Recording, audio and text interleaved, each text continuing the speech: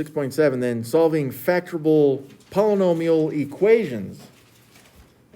Now, one of the main concepts about polynomial equations is what we always will want from these is for them to equal 0.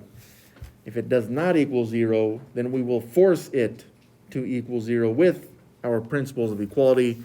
And we know to get 0 with just with principles of equality, that's to use the addition and subtraction principles of equality.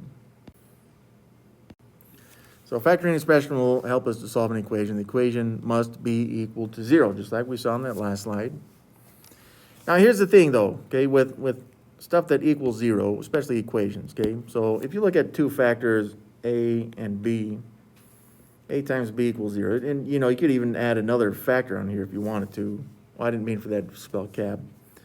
But this gives you, if they were all three variables, right, you could say, well, it's possible that c could be 0, and then you'd have a true statement. Would it matter what a and b were if c were 0? It wouldn't. It wouldn't matter at all, okay? In fact, you could then say, well, what if I made the a equal to 0? Well, then you wouldn't give a crap what c and b are either. See what I'm saying? Or if you said, well, let's just let b equal 0. Okay, well, if that happens, then I don't really care what happens to c or a. They could be gigantic numbers. They could be extraordinarily small numbers, but once you get a 0 in any one of these three positions, again, you could add more to these factors, but really, it doesn't matter which of the values is 0. The other ones won't matter because anything times 0, okay, is 0. So we're really just looking at these two. Now remember, this is abstract. So what is a in actuality? It means that a could be an expression if it wanted to be in parentheses. So that should kind of help us. Could even be something like this. Who knows? Okay, but x plus a in this case, in parentheses, it's still its own factor. Okay. I guess that's kind of what this is saying right here. So a times b, a can be 0 or b can be 0. And again, b could be some kind of binomial. It could be a trinomial for all we know. But you know, if it was like x minus 2. Okay, if I could see that this is 0, then I could get a true statement out of this, okay? So yeah, oh yeah, so sometimes a and b are polynomials. A quadratic is a polynomial with a degree of 2. All right, fair enough. But we're going to be looking to factor those quadratics using the methods that we've seen. Sometimes you'll see difference of squares. Sometimes they're perfect square trinomials. Sometimes factoring by grouping. Who knows? We'll see. Okay. Now, if we can force this type of equation to equal 0, then what we do is we say we're going to force this, just this first set of parentheses here. If I can make that equal to 0, then I could get a true statement. So I kind of separate that. Okay, so I'd say, look, I don't care what that other binomial is. If I could just make x plus a equal to 0, I can get a true statement, and then we pretty much ignore the parentheses. But then I end up with two answers here, because if I could get this x minus 2 to equal 0 as well, I would also have a true statement. Of course, no, sorry, 0. So you'd say add 2 to both sides, and you'd see x equals 2, okay? So that means if you replaced in this equation here, x's with 2's, you'd get a true statement, because this one right here would be a 0. And it doesn't matter what's in here. You'd have something times 0, which is automatically going to be 0. Zeros are crucial when you're looking at polynomials as equations. So here we go. We have these two binomials being multiplied, two factors multiplied, and they already equal 0. So I don't actually have to force this equal 0 to be a 0. If it was not 0, I would use the principle of equality to force it to be 0, but I don't have to worry about that. Okay, so I look at the first set of parentheses, okay, right here. And again, the idea with these equations is to make true statements, okay? So this first set of parentheses, 3x plus 1, if I could just get that much to be equal to 0, I wouldn't care what happens in this set of parentheses. I wouldn't care, not at all. And I'll show that we can check that here in a second, okay? So I'm solving this with principles of equality. I'm going to kind of not take too much time on that, but subtract 1 from both sides. 3x then equals -1. divide both sides by 3, and you see here that x would then equal negative 1/3. Okay, so what we're saying is if you replace x in this original equation, both x's, with negative 1/3, you'd get a true statement, okay? So let's just double check that. In the first set of parentheses, you'd have 3 times negative 1/3, which is negative 1 plus 1. That's 0. Remember, that was kind of the whole objective there. You'd get 0 here. And then on this other one, you'd get negative 1/3 minus 2, which would be negative 7/3. Well, what's 0 times negative 7/3? It's 0. So that right there is a true statement for us, okay? So I'm going to box that in right now, even though I'm kind of expecting there to be a second answer for us.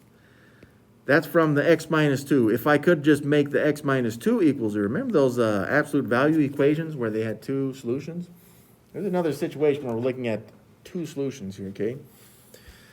Well, I guess that kind of goes along with the degree too. If the degree of your polynomial is 2, you can kind of expect there to be 2 answers, except in some rare cases, okay? If the degree of the polynomial was 3, you can expect there to be 3 answers and so forth, okay?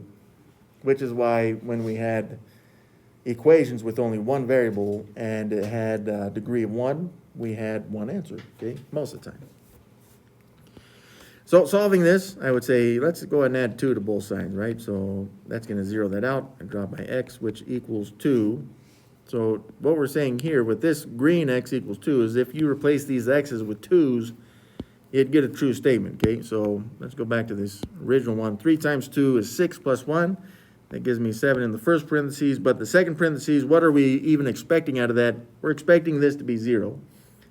And 2 minus 2 is 0. So that would make 7 times 0, which does actually equal 0. That's a true statement.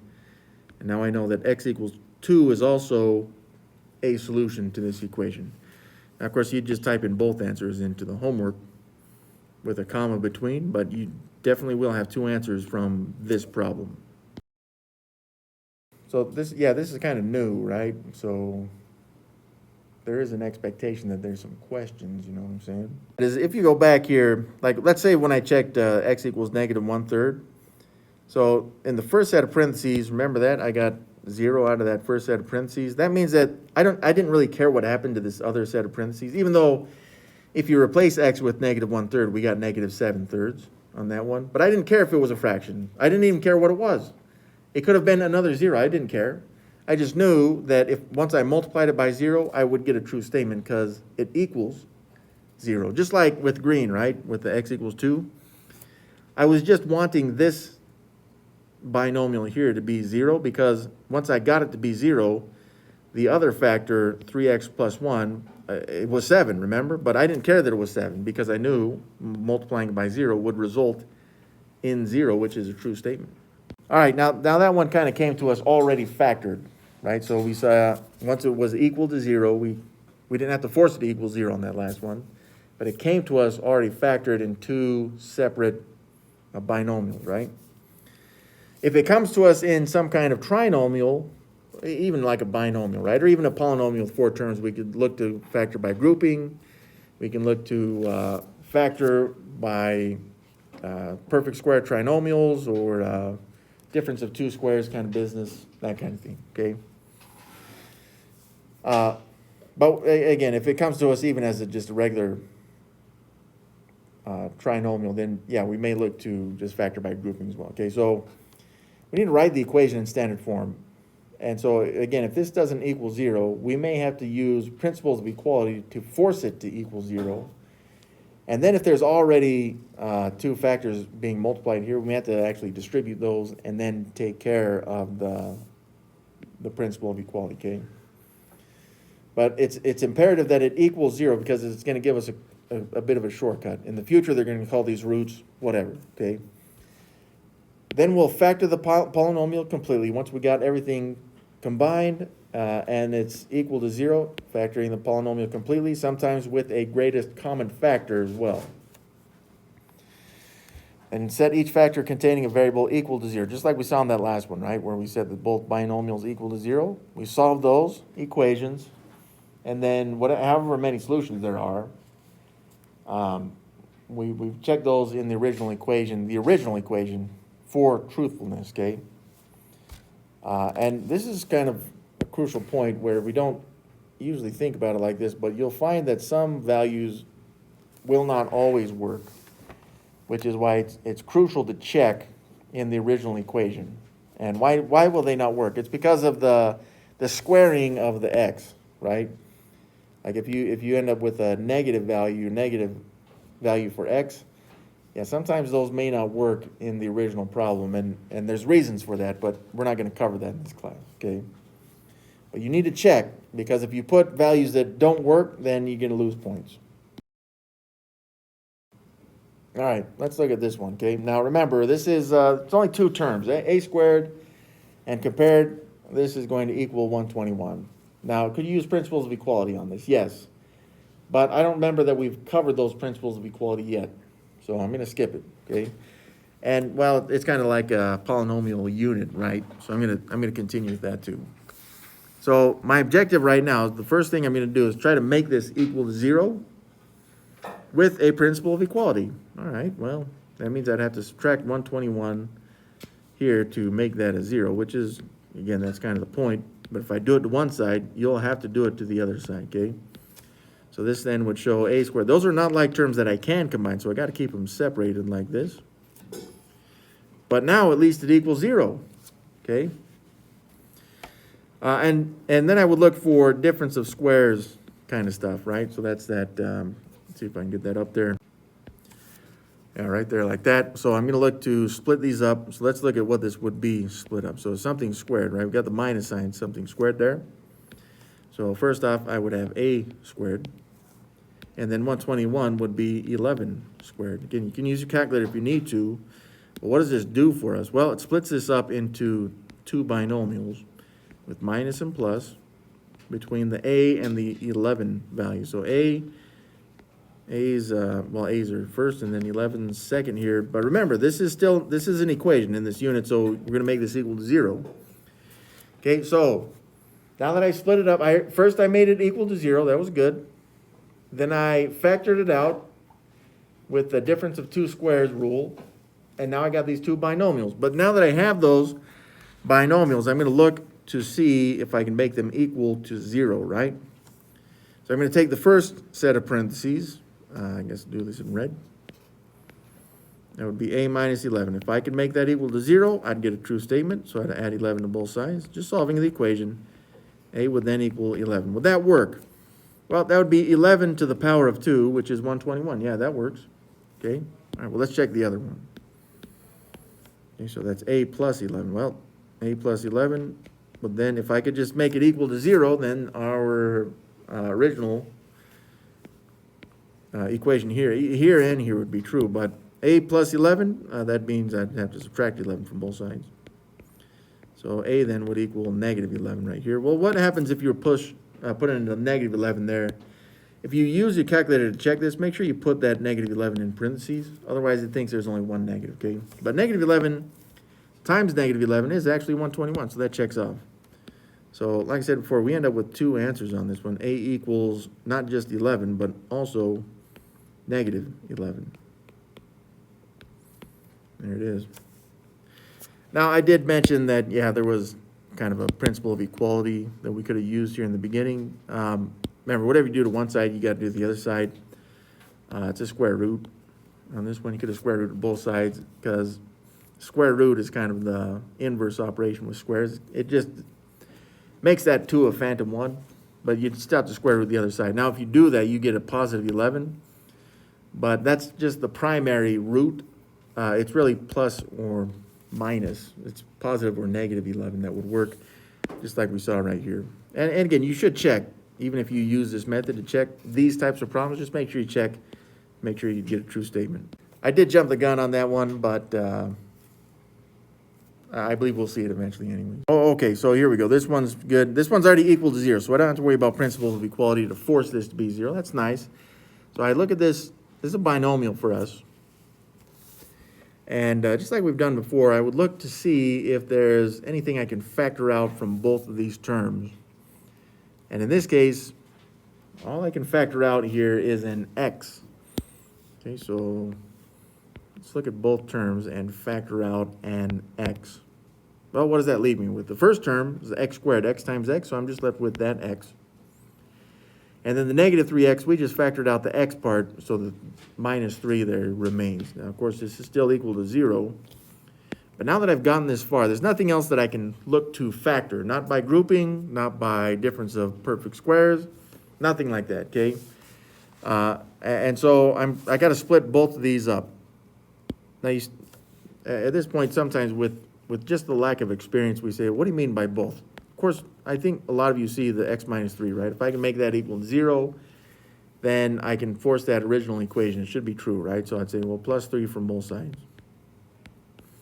To zero that out, and you get x equals 3.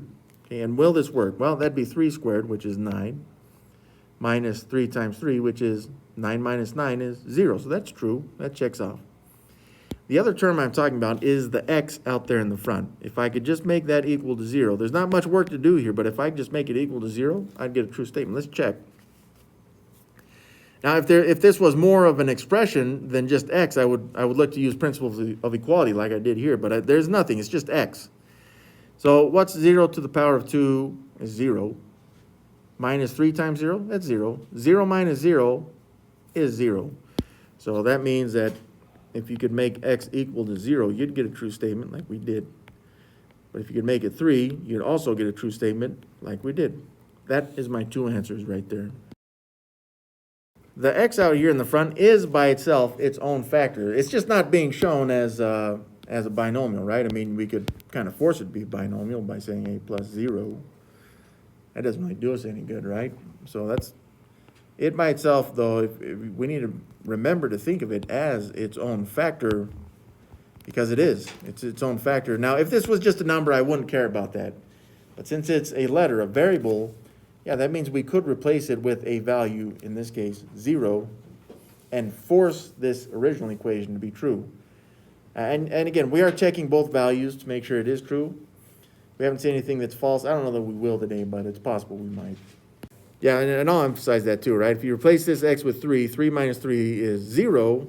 Now you'd have this 3 right here. It'd be 3 times 0, but yeah, that's still 0. All right, so here this one, very new looking, okay? Very different. But I want you guys to try this one, okay? Just try it out. Remember, try to get this to equal 0. And there's a couple of different ways to do that. But try to make this one equal to 0. And then solve it. And we'll go over it together, okay?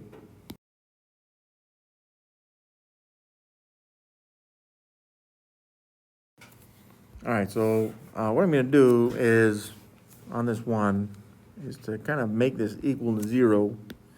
Now, you could just say, well, I could just make this side equal to 0, but here's the thing, is if I subtract 20x squared from both sides, I'm going to get a negative leading coefficient, which I do not want. Now, there are ways to handle that, but if I can just do this, okay, so I'm going to do this in 2 steps, just really more for review's sake than anything, although you could do it in 1. So the first thing I would look to do is, again, I'm trying to make this equal to 0 here like this, a 0 on the right.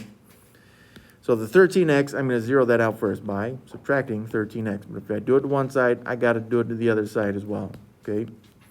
So on the left side of the equal sign, I now have 20x squared minus 13x, because remember, those are not like terms that I can combine. Now, although I did 0 this out, I'm still left with this negative 2, right? And so now, let's try to line this up a little bit.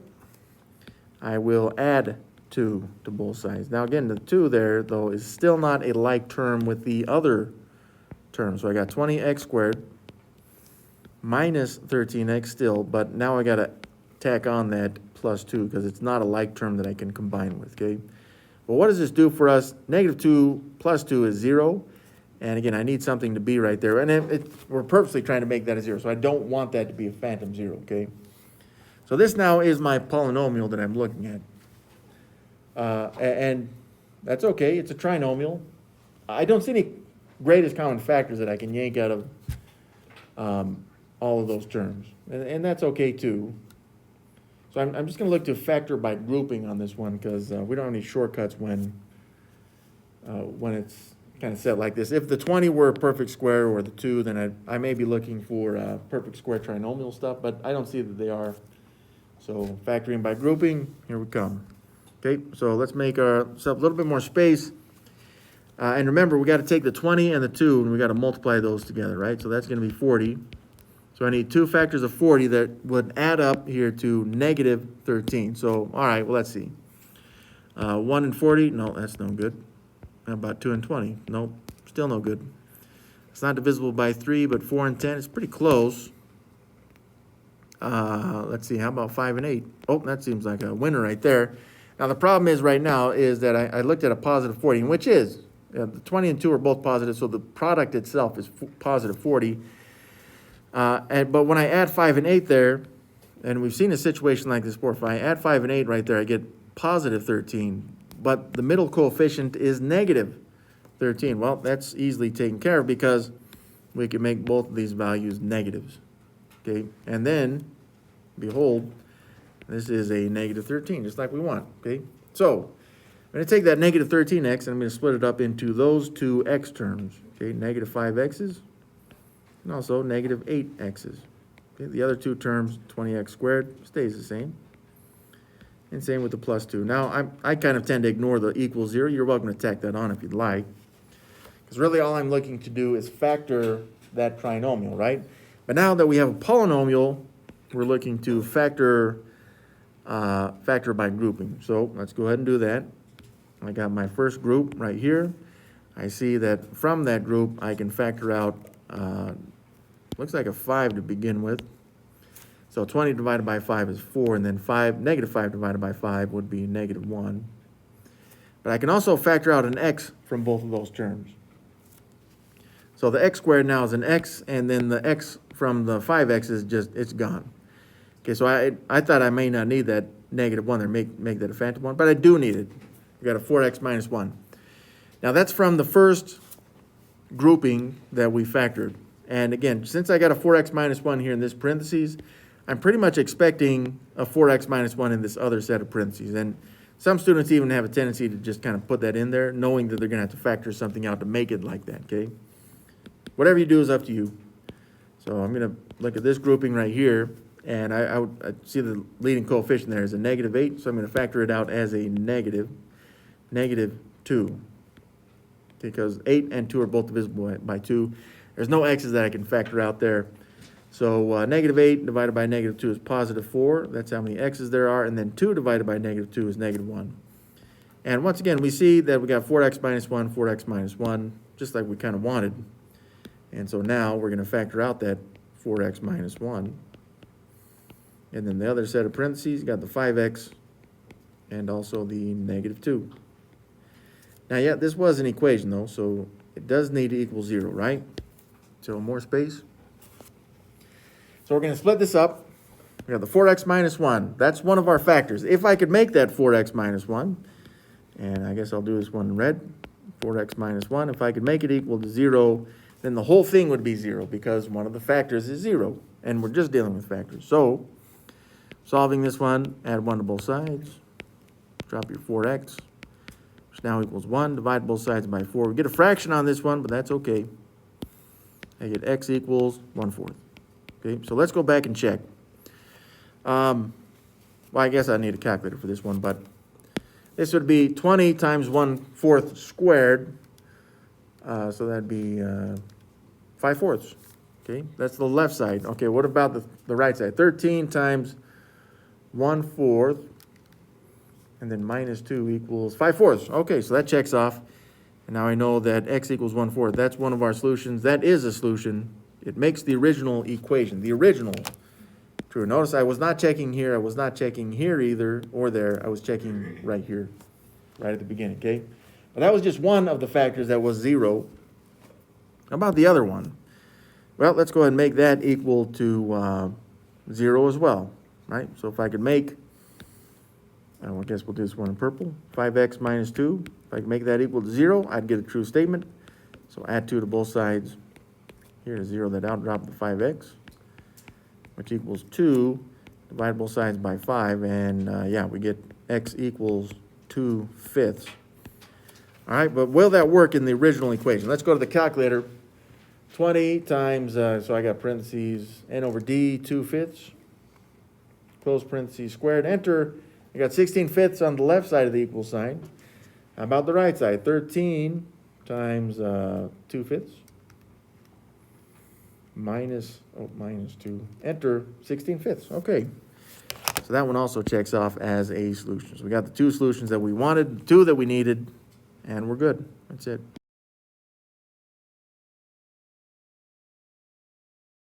So as fun as that last one was for us, this one should be even more fun. So, but the thing on this one though, okay, that I first would notice on this one, again, I know it's equal to 0, so I don't have to worry about making it, forcing it to equal 0, that's fine. What I want to do is see if I can split this up kind of without having to factor by grouping, right? And what I see here is that the leading coefficient, 64, is a perfect square, but so is the 25. So I'm actually looking for one of those perfect square trinomial situations, all right? So let's see what happens. And so remember, that's something squared. In this case, it'd be minus 2 times something else times the last term squared. Now, of course, this will equal 0. I'm not worried about that right now, but the a value in this case, we would look at 64, what times itself 64? It's 8, and then of course we got the x. Okay, so you could even put that 8x right here. Remember, it's 2 times a times b, so I'm just making the a value second, that's it. And then the b value in this case, 25, that would be 5 to the power of 2, so that's, it would be multiplied in the middle term. So would this work? Well, 2 times 5 times 8 is 80, and you can, we're not worried about the minus sign. Remember, that's part of the perfect square trinomial stuff, right? So this then means that I would then go look and see, look, we can make this, it's just, well, it's a perfect square trinomial. So I'm squaring this, and then it's going to equal to 0. And since we got a minus sign between the first and second terms, there'll be a minus sign here as well. Well, what's the first term? It's going to be 8x, and then the second part of that is going to be that 5 there in purple, okay? Now this, I mean, you could split this up into 8x minus 5 twice, right? Something like this. And this one, something like this, okay? And you could say, well, that's going to equal 0, and you could solve it twice. The problem is, it's the same thing twice on this one. So what this means is that we're going to end up with one answer. That's it. Only one answer, okay? I'll kind of show you why this is going to happen, although it may be getting a little bit ahead of ourselves. Okay, so I'm going to look at this 8x minus 5, right? If I could just make that equal to 0, I'd get a true statement out of this. So I'm going to add 5 to both sides. 0 that out, drop my 8x, which then equals 5. Let's hope I can fit this in there, but I'd have to divide both sides by 8 now to get x equals 5/8. Okay, now, again, I'm only expecting one answer because both of my binomials, when I factored, is the same binomial. So what I should get from the original expression is a true statement just from this one answer. There's not actually a second answer here. So let's check. So 64 times 5/8, that's going to be squared. And then minus 80 times 5/8. And then plus 25. I push enter. And when I push enter, I'm expecting to see 0, right? It does. It equals 0. So that means that we did that correct. X equals 5/8. But again, this is the reason why there's only one answer here is because when we factored out the original expression, we ended up with the same binomial being both factors there, okay? So really this step right here was kind of obsolete, but I really do hope it helps us to see why there's only one answer on this, okay? Now, to kind of get a little bit ahead of ourselves, these are what we call roots. So if you look at graphs, this is, it's a parabola. Okay, so most parabolas, when they cross, we're looking at the x-axis, something like this. We're looking at where this crosses the x-axis. Those are called roots. Okay, and that's why we generally have two answers. But with a situation like this that has only one answer, this means that the parabola is just barely touching the very tip. And I know it's not a very good parabola, if you know what a parabola is, but I don't care. So it's just touching right there at 1 point in this case, well, 5/8, whatever that is. Okay. Is it possible for this parabola not to touch the x-axis at all? Yeah, it is, but we shouldn't see anything like that. So perfect square trinomials, this is the rule. Actually, I need a little bit more space here. Let's see if I can fit this in.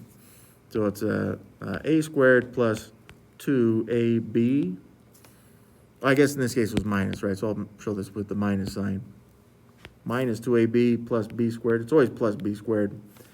What this allows us to do is to split this up into, well, I guess you could say two binomials, but you're going to take the a value and the b values and just sit them into this binomial right here. What happens is the middle term, the 2 is just saying that it's a double the a times b.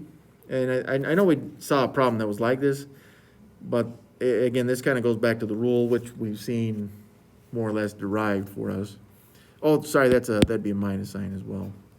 But the 2 is part of the middle term, but all we care about is the a and b. So even though, yeah, we had this 2, that was just to show that it was in this format, allowing us to put it into this perfect square trinomial business with this binomial like this one. Yeah, just to kind of emphasize what's happening here, right? So if you look at what I have here expanded, and I would just look at this set right here, right? So 8x times -5 would be negative 40x's, right?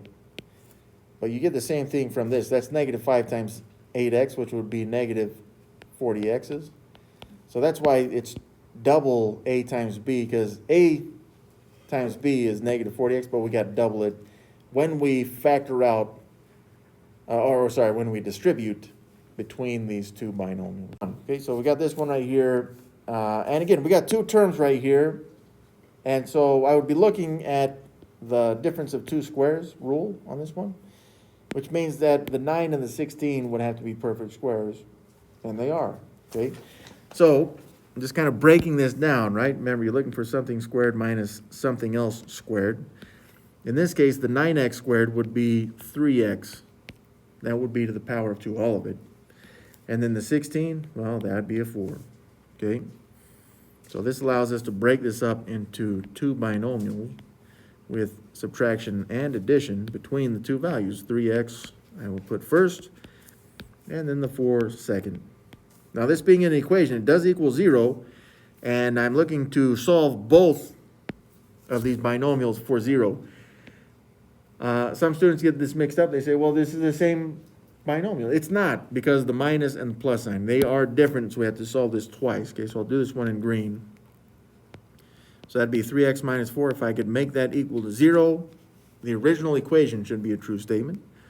So I would subtract, add 4 there on both sides, making that 0, drop my 3x, equals 4, divide both sides by 3, and I get x equals 4/3 there, okay?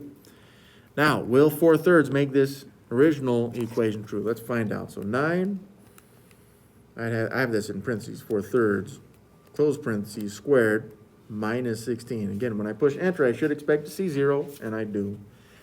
Which means that 4/3 is at least one of our solutions, maybe the only, but we'll find out. Let's try this other one. We'll do this one in orange here. Okay, so 3x plus 4. Again, it's plus 4 this time, but if I could make that equal to 0, then I'd still get a true statement. So, oh, that's plus 4. There we go. So minus 4 from both sides. 0 that out, drop my 3x equals now negative 4. Divide both sides by 3, and I get x equals negative 4/3, okay? So I'm going to go back into that equation. I'm just going to make that 4/3 a negative. Negative 4/3, I push enter, boom, I get 0, which means that negative 4/3 is also a solution. Now, I got these separated, and it would be okay if you did that on an exam, but remember, you're going to be putting these into the same box on Canvas for the homework. Just put a comma between those two numbers. This one right here, so see how it equals 18 right there? The problem is if I subtract 18 from both sides, this is kind of one term right here. And I don't have anything to combine that 18 with, because I'd say there's no like terms that I could combine it with. What this means for me is that I have to see these two binomials right here, these two factors. I need to multiply them, actually make it a trinomial. Okay, so I'm gonna have to distribute here with these values. Okay, so again, I kind of like to show it with this distribution. I'm distributing d into this first set of parentheses, so that's d times d minus 1. And then it's like distributing the 6 into this parentheses. Well, that's positive 6 multiplied by, well, d minus 1, okay? So even though I've done this like this, you know, some people like to show it with the double distribution twice like this. Double rainbows twice. For those of you who remember that viral video, you know, you can weep all you want, but we still got to do this, okay? So distributing first the d times d would be d squared. D times negative 1 would be negative, I'm going to show that as negative 1d. And then distributing the 6, that'd be 6 times d, which is positive 6d. And 6 times negative 1 would be negative 6. Now this still equals 18, right? But before I worry about that 18, I'm going to combine my like terms there in the middle. Negative 1d and 6d to make 5d's. That's positive 5d's. So I now have d squared plus 5d minus 6, and this equals 18.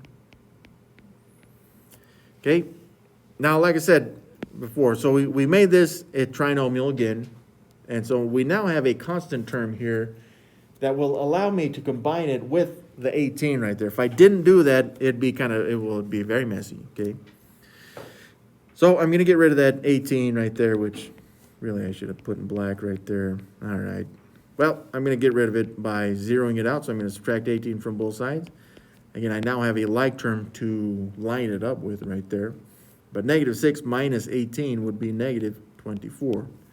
So now I got d squared plus 5d minus 24. And what does this equal? It equals 0. Finally, that's what we wanted, right? So I now have a trinomial. I'm going to look to factor it out. And since my leading coefficient is 1, I'm going to use the rule, right? See if I can find any two factors of negative 24 that would add up to 5. I'm setting this up with the expectation that it will work, although I don't know that it will. Let's find out, okay? So my negative 24 there, let's see if we can split that up into two factors that add up to 5, okay? So, yeah, 1 and 24 won't work. How about 2 and 12? Nah, that's no good. 3 and 8? Yeah, that should work. That should work, okay? Now, I know 3 plus 8 is going to be 11, but this is a negative 24, so one of them has to be negative. Since it's a positive 5, I need the bigger number to be positive, so I'm going to make that negative 3 and positive 8, okay, which would actually add up to negative 5. Positive 5, just like we want. And so I'm going to put those values into the parentheses there. Let's go back, not that far back. There we go. So the two values we got, negative 3 and positive 8. All right, hey, that should do it. Nope, it shouldn't. We got more work to do on this. We actually have to solve this, right? So the two factors on this, I got d minus 3. If I could make that d minus 3 equal to 0, then I'd get a true statement. So d minus 3, if I could make that equal to 0, well, just add 3 to both sides. And you get d equals 3. Would that have worked in the original equation? So that'd be 3 plus 6, which is 9. And then 3 minus 1 is 2. 9 times 2 is 18. Yeah, that checks out. All right. It's a good start right there. D would equal 3, but what about the other one there? Well, that's a d plus 8, which I will do in orange. So d plus 8, if I could make that equal to 0, it would make the original equation true. It should anyway, so minus 8 from both sides. And that's going to zero that out, drop my d. D then equals negative 8. All right, let's check this one. Negative 8 plus 6 is negative 2. Negative 8 minus 1 is negative 9. Negative 2 times negative 9 is 18. Hey, that's true as well. Okay, it looks like we got a couple winners right here.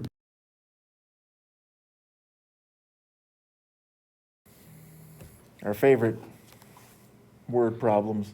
The length of a rectangular picture, all right, grammar, is 4 times as long as the width. If the area of the picture is 196 square inches, find the length and width of the picture. All right. Now, you know, if you need to draw a picture for this one, I say if you do, but I'm really doing it for myself. So let's make this picture for us, okay? So there's a nice picture. Is it to scale? I don't care. But what I do know here is that 4 times as long as it is wide. So if I looked at this as the width right here, then the length, this top part, would be 4 of those width, 4 times the width. Now, it says the area of the picture is 196 square inches. So we are looking specifically at area, which is length times width. But we see the length there is 4 of the widths. Okay, so you got 4 of the widths times the width. And that would be the same as the area for this one, okay?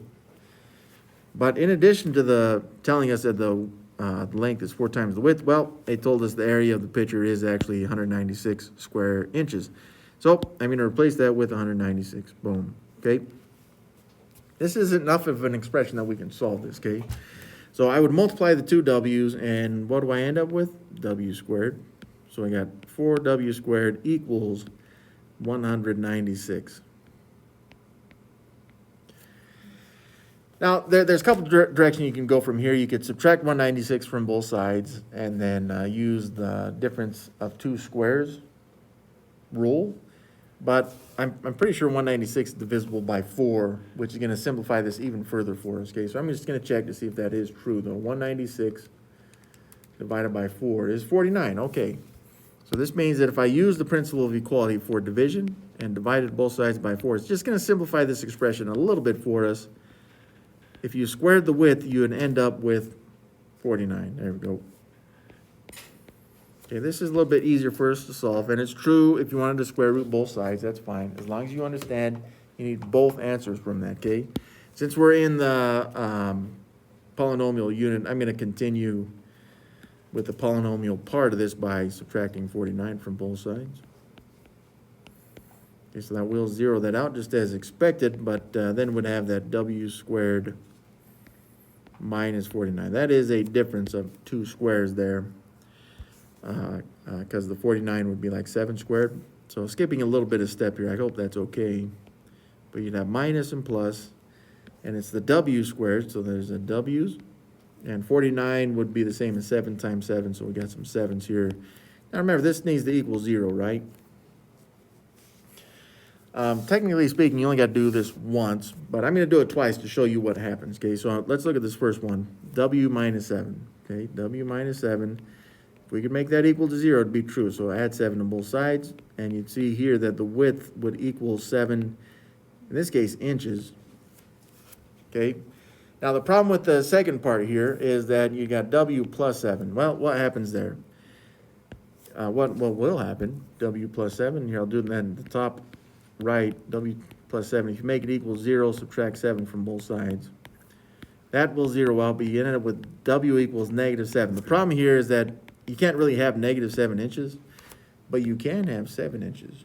See what I'm saying? So in this context, it doesn't make sense to have a negative length. Well, pretty much any context, you shouldn't have negative lengths.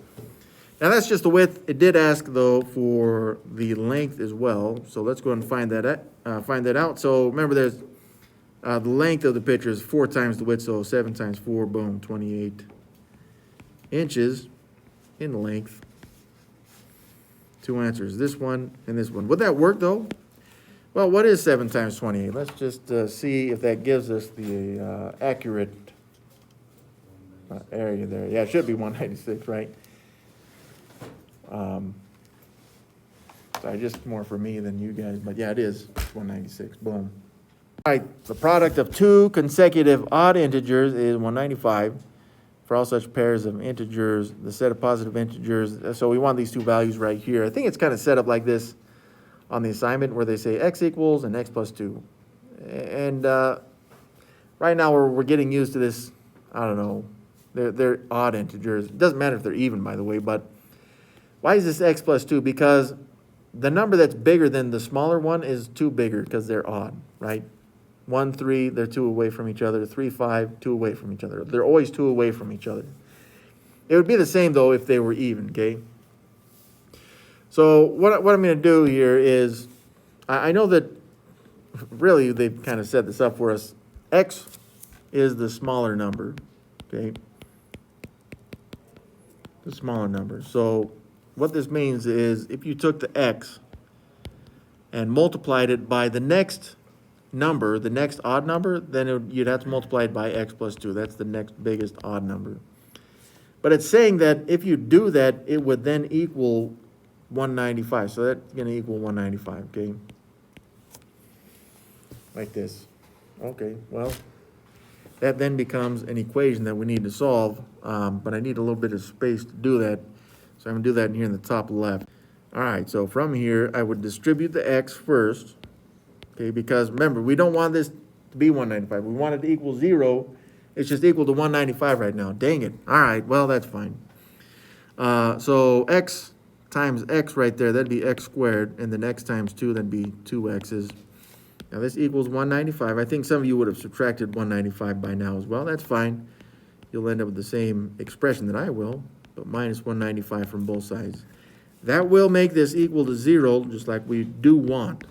Okay, but now I've got x squared plus 2x minus 195. And so I'm looking, the leading coefficient here is 1, so I'm looking for any two factors of 195. I'm not looking for any perfect square trinomial stuff because we've got a minus sign right there. And 195 is not a perfect square. So 195, negative 195. Any two factors that would add up to 2, of course 1 and 195, that's garbage. I see it's divisible by 5 though, so that'd be 5 and 39. That's still no good. Possible it's divisible by, yeah, it should be, oh, it's divisible by 3, but yeah, let's see, I was thinking 15, so yeah, let's check, 195 divided by 15. 15, oh, that should work, yeah, good. I know we skipped to some factor pairs there, 15 and 13, but that should work. All right, now it's negative, so one of these has to be negative. The 13 in this case would be a negative, and so yeah, if you add these together, you get the middle coefficient of 2. So the 2, oh, this is just, remember that leading coefficient's 1, so that ends up being these two right here, x. You could say x, sorry, what am I looking? Plus 15, there we go, plus, well, come on, 15, and then minus 13 right there. This would have to equal 0. So we get these two numbers, and, well, you could solve for both of them. So x plus 15, if you made that equal to 0, you'd get a true statement. I probably should skip this step for the sake of time, but here we go. X would equal negative 15. And that would be one of the answers for the original equations. Now, the problem here is that we're kind of looking for the positive set of integers, but this one's negative, so I'm kind of inclined to skip that, although we'll see what happens with the x minus 13. Let's see what happens, okay? X minus 13, so x minus 13. If I could make that equal to 0, I'd get a true statement. Add 13 both sides. X equals 13. Well, there's a positive number. That's good. Well, let's see. Would this work if I made x 13, and then the next positive integer would be 15? Yeah, we already know that's true, because we have it over here, right? 15 times 13 positive are both 195, so that checks off. Now, what about that negative 15 for my negative value? Could that be the smaller of the two negative values? I kind of assumed that it would be. Just keep in mind that if that is a smaller value, negative 15 plus 2 would be negative 13, okay? So really, what happens here is we just kind of alternate these two when we make them negative. So is negative 15 times negative 13 195? Yes, it is. So really what happened when we solved this equation, really this one up here, we ended up with kind of the smaller number for both answers. Because remember, that's what x was. X was a smaller number. So that is solved. We found both parts, the set of positive integers and then the set of negative integers. And we checked both, and they both work.